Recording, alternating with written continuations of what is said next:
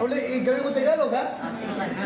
Mas mabuti na yung bansa, ang Pilipinas, na nagkalat-kalat ang patakbo, pero Pilipino nagpapatakbo, pero kaysa yung Pilipinas na maganda ang takbo, pero pinapakialaman ng mga hindi Pilipino, mga banyaga.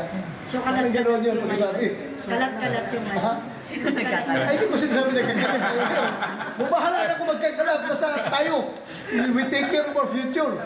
Ha? We take charge of our own destiny. Basta independent of them. Sir, are you saying na Ha? mag-move on na tayo and find other ways na lang to, parang after that? Eh, andyan na tayo. We are now at the crossroads. We have already, kung nasabit na nga yung letter na receive na ng US Embassy, we have already crossed the crossroads. So, nandun na tayo. Tingin niyo, sir? Forward. Mag-move March on na. forward. Yeah. Mag-move on na.